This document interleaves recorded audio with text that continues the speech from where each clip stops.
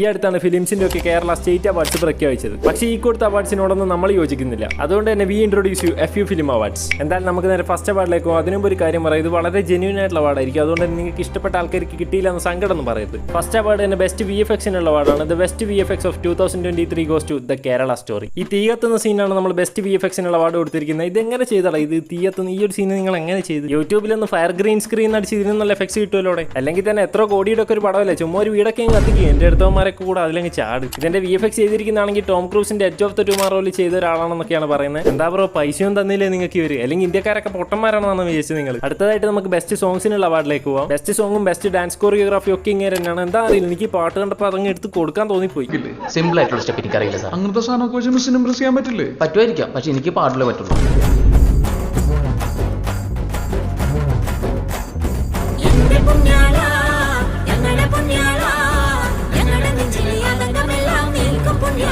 എന്തായാലും പാടിയ പോലെ തന്നെ ഇത് കേട്ട ആൾക്കാരുടെ നെഞ്ചിന് ആനന്ദമൊക്കെ അങ്ങ് നീങ്ങി കിട്ടി. ആദ്യമായിട്ടാണ് ആൾക്കാർ ഒരു പാട്ട് കേട്ടിട്ട് ഈ പാട്ട് റിമൂവ് ചെയ്ത പടം 3 ദിവസമെങ്കിലും ഓടുന്നൊക്കെ പറയുന്നത്. എന്തായാലും പടം ഇറങ്ങി കഴിയുമ്പോൾ പ്രൊഡ്യൂസറും വിളിക്കും.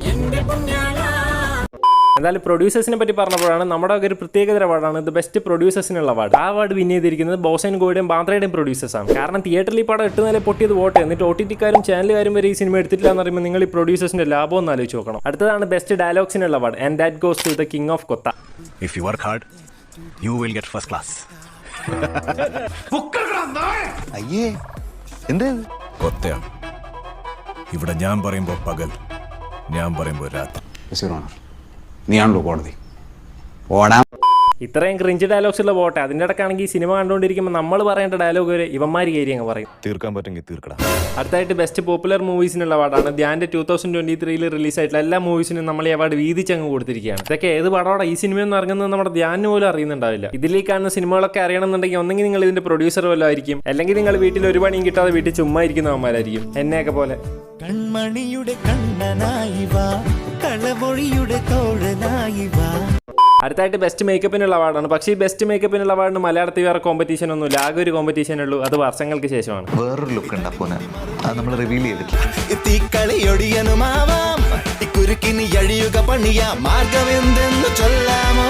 അടുത്തായിട്ട് നമ്മൾ മെയിൻ അവാർഡ്സിലേക്ക് പോവാണ്. അതുകൊണ്ട് തന്നെ ജെന്യൂനിറ്റി ലെവൽ കുറച്ചുകൂടെ കൂട്ടാൻ പോവാണ്. ദ സെക്കൻഡ് ബെസ്റ്റ് ഫിലിമിനുള്ള അവാർഡ് കിട്ടിയിരിക്കുന്നത് ബാന്ദ്രയ്ക്കാണ്. ദ ബെസ്റ്റ് ഫിലിമിനുള്ള അവാർഡ് എലോൺ. ഈ സിനിമയൊക്കെ തിയേറ്ററിൽ പോയി കണ്ടവർക്ക് സ്പെഷ്യൽ ആദരാഞ്ജലികളും ജൂറി നേർന്നിട്ടുണ്ട്. അടുത്തായിട്ട് ബെസ്റ്റ് ആക്ട്രസിനുള്ള അവാർഡാണ്. The best actress of 2023 is Kalyani Priyadarshan for Sesham Michael Fathima. പ്രതിരോധക്കാരെ വെട്ടിപ്പാഞ്ഞ് മുന്നോട്ട് പോവാൻ നോക്കണ ആഷിക പന്ത് വായന കണ്ട് ഇരിപ്പുറയ്ക്കാതെ ഗ്യാലറിയിലുണ്ട് റാഫിക്ക. വിശാലിന്റെ റോക്കറ്റ് ലോഞ്ചർ. അയ്യോ, മത്സരം ആവേശകരമായ അന്തത്തിലേക്ക്. റോഡ്രിഗോ നിങ്ങൾ നോക്കി ഗോൾ വീണ് വരക്കുലിങ്ങളെ കാണേ നിങ്ങൾ നോക്കി. വീരത്തിന് തീയുണ്ട് വരുന്ന മരിയൂഷനടി.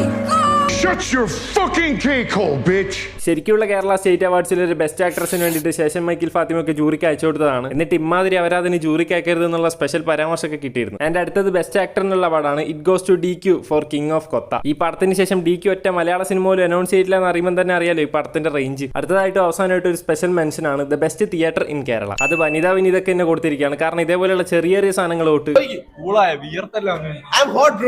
നാശം ചോദിക്കണ്ടായിരുന്നു. ഇതേപോലെയുള്ള വലിയ വലിയ സാധനങ്ങൾ ഒരു ഉത്പാദിപ്പിച്ചുകൊണ്ടിരിക്കുന്ന ഈ സാധനം തിയേറ്റർ ആണോ അല്ലെങ്കിൽ മൃഗശാലയാണ്?